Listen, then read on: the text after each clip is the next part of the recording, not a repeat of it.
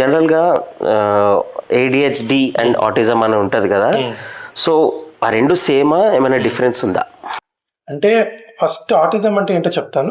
I come to ADHD. Okay మా sun basic ఏంటంటే mild autistic, కొంచెం ఎక్కువ ఏడిహెచ్డి. సో ఫస్ట్ ఆటిజం అంటే ఏంటి అంటే ఇప్పుడు దాన్ని న్యూరో డిసార్డర్ అంటారు. ఓకే ఓకే సో అదేంటంటే అది బేసికలీ డిసీజ్ కాదు, ఒక డిసీజ్, అది కండిషన్ ఆఫ్ బ్రెయిన్ మాట. ఓకే సో అందులో ఏంటంటే మెయిన్ గా 3 డిఫరెంట్ టైప్స్ ఉంటాయి. ఒకటి సోషల్, ఇంకోటి కమ్యూనికేషన్, ఇంకోటి బిహేవియర్. ఈ మూడిట్లో ప్రాబ్లం ఉంటుంది వాళ్ళకి. ఇప్పుడు సోషల్ అంటే ఏంటంటే ఇప్పుడు వాళ్ళకి నార్మల్ పీపుల్ తో మింగ్లింగ్ అవ్వడం కష్టం. ఓకే ఓకే ఇంకా అలాగే వర్బల్ కమ్యూనికేషన్ అంటే వర్బల్ ఉంటుంది, నాన్ వర్బల్ ఉంటుంది. వర్బల్ అంటే డైరెక్ట్ గా వాళ్ళకి ఏదైనా ఇప్పుడు ఏదైనా ఉంది నాకు కావాలి అని చెప్పడం కమ్యూనికేషన్, అది మనకి నార్మల్ కిడ్స్ లో న్యాచురల్ గా వచ్చేస్తుంది. కానీ ఆటిస్టిక్ కిడ్స్ కి అంటే ఆ కమ్యూనికేషన్ ప్రాబ్లం కూడా ఉంటుంది. అలాగే నాన్ వర్బల్ కూడా, అంటే మాటలు కాకుండా ఏదైనా థింగ్ చెప్పాలి, కమ్యూనికేట్ చేయాలి అంటే వాళ్ళకి దే ఫైన్ డిఫికల్టీ.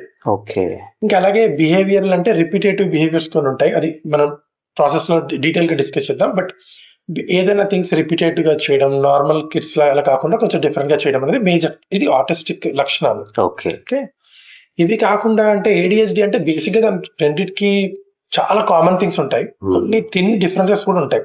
అంటే నేను జనరల్ గా ఏమనుకున్నాను అంటే ఏడిహెచ్డి ఆటిజం అలాగే చాలా మంది కూడా సేమ్ ఉంటుందేమో అంటే సేమ్ ఉంటాయి, సేమ్ డిఫరెన్స్ సటిల్ డిఫరెన్స్ ఏదో ఉండొచ్చు, డిఫరెన్స్ ఉంటాయి. ఇప్పుడు హై లెవెల్ అని చెప్పాలంటే ఇది అటెన్షన్, దాని పేరే ఏడిహెచ్డి పేరే attention deficit hyper disorder. So వీళ్ళు ఏంటంటే కొంచెం హైపర్ ఎక్కువ ఉంటుంది. వీళ్ళకి కంపేర్ గా నేను ముందు చెప్పాను కదా కమ్యూనికేషన్ కానీ అవి కానీ బెటర్ ఉంటాయి, లాంగ్వేజ్ కొంచెం ఉంటుంది.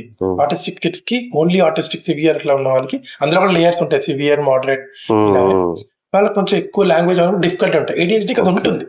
కానీ వీళ్ళ ప్రాబ్లం ఏంటంటే వీళ్ళకి హైపర్నెస్ ఎక్కువ ఉండడం వల్ల ఫోకస్ కానీ ఒక దానిపైన అది ఎక్కువసేపు కూర్చోలేరు, అలాంటివి ఉంటాయి. సో మీ అబ్బాయికి అంటే ఏముంది అంటే కాంబినేషన్, చాలా మందికి కాంబినేషన్ కూడా ఉంటుంది. సో వీడికి కాంబినేషన్. ఇప్పుడు ఆటిజం కి జనరల్ గా కాజెస్ ఏంటి అండ్ ఫ్యాక్టర్స్ ఏంటి, దానికి సిమ్టమ్స్ ఏంటో కొంచెం చెప్తావా?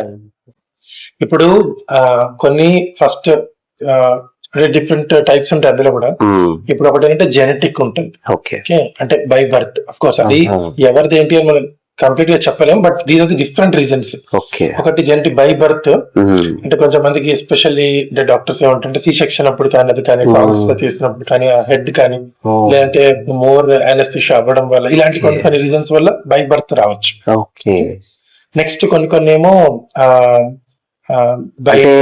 అనేది ఆటిజం అనేది బై బర్త్ వస్తుంది, తర్వాత కూడా మిడిల్ లో కూడా డెవలప్ అయ్యాడు.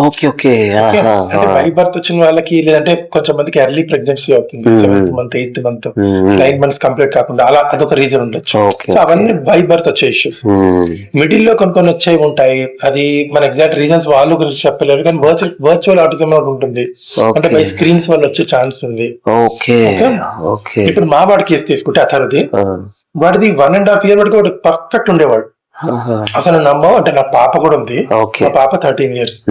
సో దానికి అంటే మనం జనరల్ కంపేర్ చేస్తాం కదా నెక్స్ట్ బాబు. సో దాంతో కంపేర్ చేస్తే వీడు 1 year కి ఎక్కువ మాటలు, ఎక్కువ యాక్టివ్, టూ గుడ్. అంటే అసలు 1 year బర్త్డే ఫొటోస్ చూపిస్తే వాడు పర్ఫెక్ట్ ఉండేవాడు, మాటలు కూడా పెద్ద పెద్ద వర్డ్స్ చెప్పేవాడు, ఆద్య అని పిలిచేవాడు, ఇలాంటివి చేసేవాడు. 1.5 year అయితే అసలు సూపర్ ఫాస్ట్, అన్నిట్లో వాక్ అంతా కూడా బాగుండేది. 1.5 year తర్వాత అంటే ఆల్మోస్ట్ అది కోవిడ్ టైం ఆ దగ్గరలో ఇంకా అప్పుడు 1.5 year తర్వాత స్టార్ట్ అయింది. అంటే స్లోగా వచ్చినవన్నీ కూడా స్లో అయిపోయి ఆపడం ఇవన్నీ మొదలయ్యాయి వాడికి. అంటే వచ్చిన మాటలు కూడా ఆపేయడం స్లోగా, మాకు తెలియలేదు, బట్ ఓవర్ ది టైం అట్లా స్టార్ట్ అయింది.